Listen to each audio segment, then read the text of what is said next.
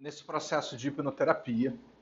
Não só hipnoterapia, né? Porque nosso trabalho, nosso curso é hipnose clínica, com PNL avançada, engenharia mental. Né? Então, na verdade, nossa aula hoje vai começar. Esse final de semana eu vou dar muito mais aula que de costume, porque aula que eu digo provavelmente dita presencial, porque eu vou amarrar muita coisa que a gente já viu aqui. Eu vou ensinar para vocês todo um processo da hipnoterapia. Que vocês estão aprendendo até aqui ferramentas isoladas, que eu acho que você precisa aprender primeiro, no primeiro momento, ou seja, o estado de transe, a voz hipnótica, uma série de outras coisas assim. Depois vão continuar aprendendo outras coisas. Nosso próximo módulo vai ser um módulo onde vocês vão aprender várias ferramentas de PNL para ser usada dentro do processo de hipnoterapia. E hoje, nesse módulo, nesse final de semana, é um módulo que nós vamos amarrar todo o processo de hipnoterapia com começo, meio e fim. Nós vamos começar agora, antes do processo de hipnoterapia propriamente dito, falar sobre epigenética e sobre os estudos modernos que explicam por quê que isso que nós estamos fazendo gera resultados. Porque muitas pessoas assim se perguntam, como é que pode eu falar com a pessoa e a pessoa melhorar? Como é que pode eu conduzir um exercício onde eu peço para a pessoa pensar diferente e ela começa a se imaginar num futuro melhor, tendo resultados melhores para a sua vida e tal? E isso afeta a pessoa de tal forma que realmente ela começa a melhorar, começa a reagir de forma mais positiva. Na verdade, desde lá dos primórdios da hipnose, nos anos de 1700 e tantos, 1800 e poucos, que já se fazia esse tipo de coisa e tal, muito embrionário ainda e tal, comparado com o que a gente faz hoje em dia e tal, mas os resultados já eram extraordinários e ninguém sabia explicar por que essas coisas aconteciam. É por isso que, em grande parte, muito da polêmica que tem em relação a essa história de se trabalhar com hipnose, com programação neurolinguística e o próprio coaching propriamente dito, muitas pessoas se perguntam, mas como é que pode? Por que isso funciona? Né? Eu já sei quais são os meus problemas, né? Por que eu tenho que ficar insistindo? O que eu tenho que ouvir? Um CD, uma coisa de hipnose, ou o hipnoterapeuta grava uma sessão para mim, com uma sessão de hipnose, e aí eu fico ouvindo. Por que isso é importante? Como é que a coisa funciona? Nessa aula de hoje, nós vamos entender muito por que esses processos funcionam de uma maneira geral nas pessoas. Então, na verdade, por que trabalhos que usam hipnose, PNL e coaching podem estar fazendo uma diferença? Processos de mudança interna, onde o que se faz com a mente se reflete sobre como a pessoa se sente em seu corpo. Na verdade, há muitos anos atrás, desde que surgiu a psicologia e tal, começou a se perceber que os estados mentais influenciavam o corpo, tanto que nasceu a psicossomática. Né? Hoje a coisa já evoluiu, um nome novo que se dá agora, mais moderno, psicossomática é um nome velho hoje em dia. Né? Hoje em dia é psiconeuroimunologia. Né? É um nome um pouco mais abrangente para o que se faz hoje. Porque não é só o psicossoma, é o psico, ou seja, o que você sente, o que você processa mentalmente, influencia e tem uma repercussão em todo um processo neurológico cerebral, em toda a bioquímica cerebral interna. Né? E isso mexe com a sua imunologia, com as defesas do organismo, com as coisas que acontecem. Então, o nome mais moderno que se dá para isso é psiconeuroimunologia. E tem outros nomes também diversos aí. Mas, no fundo, nós estamos falando da mente, daquilo que se pensa, daquilo que se sente, daquilo que se processa. Como é que isso influencia o corpo de uma maneira geral?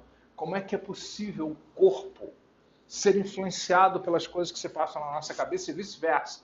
Porque também as correntes mais recentes da PNL e tal começaram a entender que você precisa trazer o corpo mais junto para o processo, até para mudar a mente.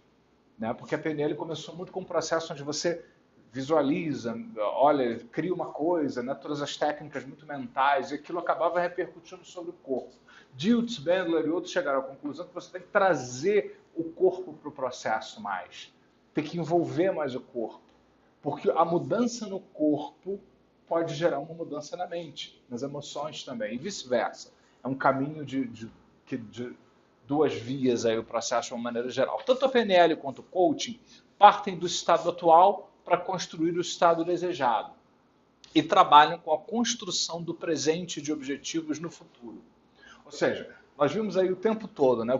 Uma das coisas que eu mais repito para vocês, nós temos o estado atual, ou seja, quando você começa a trabalhar com alguém, qualquer coisa, você faz o cliente refletir sobre o que está acontecendo com ele, o estado atual, e começa a trabalhar o estado desejado. Eu falei para vocês nos vários cursos aqui, tá? Inclusive nesse aqui, da importância que tem você trabalhar os valores e você criar esse eixo, né, de percepção entre onde eu estou e onde eu quero chegar. E que toda mudança ela fica muito mais poderosa quando você envolve os valores, quando você envolve a percepção daquilo que é importante para a pessoa mudar. Porque os argumentos racionais todo mundo conhece. Todo mundo sabe que deveria parar de fumar, que o médico fala para parar de fumar. A pessoa, será que eu devo parar de fumar? Ela sabe que cada cigarro tem quase 8.000 substâncias tóxicas e tal, mas ela não para de fumar. Todo mundo sabe que deveria ter uma vida, comer mais saudável, reduzir um monte de coisas que fazem mal, inclusive isso aqui. Mas eu sou muito comportadinho, isso é quase nada na minha vida, né? Então, reduzir várias coisas que fazem mal, né? Mas não faz, né? E tal. Continua usando, fazendo, repetindo uma série de outras coisas assim, né? E a gente fica na chamada zona de conforto, né? Então, é muito interessante que essas técnicas, acho que para mim, como psicólogo, por exemplo, eu venho de uma formação psicológica, o que me chocou positivamente é essa abordagem da programação neurolinguística, do coaching, de buscar objetivamente um processo de mudança. Porque a coisa ficava muito solta na psicologia tradicional, né? Ou seja, você aprendia literalmente na faculdade sim. Pode dar certo, pode não dar, não se sabe quanto tempo vai durar, pode ser até que não funcione. Em suma, você aprende isso. Você aprende a ler autores maravilhosos como Freud, Jung e outros, e Lacan e tal, né? Mas, no fundo, os terapeutas dizem assim, depende, muitos anos, né? Você fica ali naquele processo, não se sabe, né? E tal, enfim. E há muito debate sobre como a coisa funciona. Mas uma das características muito interessantes do coaching da programação neurolinguística, que me orientou, inclusive, como eu estruturei esse curso aqui de hipnoterapia e tal, é essa coisa do estado atual e do estado desejado.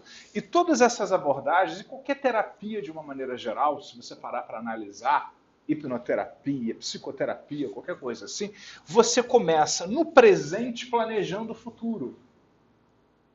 Né? Você começa a imaginar. A PNL, então, é uma coisa explícita. Vamos ver aqui no reimprint, no próximo módulo, né? Não sei se nesse ou no próximo, ainda acho que é no próximo, onde você faz a linha do tempo e você leva a pessoa para o futuro, leva a pessoa para o passado, faz ela ver de fora o tempo como se ela tivesse destacado do tempo, entra no outro momento do tempo, constrói no futuro uma mudança totalmente diferente. Eu tive agora em São Paulo, nós tivemos agora no feriado 7 de setembro, eu tive ministrando Master em Programação Neurolinguística em São Paulo, vamos ter aqui no início do ano que vem, né, para quem quiser, isso é bem legal, um curso bem para terapeutas mesmo, para quem quiser ser terapeuta, você aprende as discussões, o Inês sabe disso, né, são num nível profundíssimo, assim, em termos de que se faz o practitioner parecer coisa de criança, assim, de jardim de infância, né, e olha que o practitioner já é bem avançado. Então tinha uma moça, que é a nossa aluna lá, desde o início do ano, que ela sofreu um acidente e ela ficou traumatizada e todo dia ela passa nessa estrada, ela dirige e tal, mas ela se sente mal, se sentia, né? Mal, tinha uma série de reações diversas e embora isso não impedisse de dirigir, porque ela tem que passar por ali e tal, porque ela mora num lugar mais afastado, assim, da cidade, ela tem que passar por ali, ela sempre se sentia mal, ficava com palpitação, com aperto no peito. Às vezes ela vinha dormindo do lado do marido, quando estava chegando perto do lugar do acidente, ela acordava e se sentia angustiada e não sabia por quê. Nós fizemos um trabalho com linha do tempo, que vocês vão ver no Master, é o modelo SCORE, que é parecido com o reimprint que nós vamos trabalhar aqui, só que um pouquinho mais elaborado, onde você literalmente faz mudanças, você põe a linha do tempo, você muda o presente, você muda o futuro, muda o efeito depois do futuro, muda o passado, sai mudando tudo. Essa pessoa saiu da técnica, ela fez a técnica comigo, nós mudamos, ela se sentiu bem, mas ela depois, 2 dias depois, ainda durante o curso, que o curso foi de quinta a domingo, né? Ela voltou e falou assim, preciso confessar uma coisa para você. Eu saí daqui, achei legal, achei bacaninha, mas assim, achei que não ia dar muito certo. Aí, no dia seguinte, eu passei pela estrada e eu esqueci de ter o problema. E aí depois eu falei, não, nada a ver. No dia seguinte ela também não teve mais nada e acabou. Uma coisa que ela estava mobilizada, ela ia ficava às vezes o dia inteiro mal quando passava por ali e se sentia. Em momentos a coisa se transformou completamente. Então, na verdade...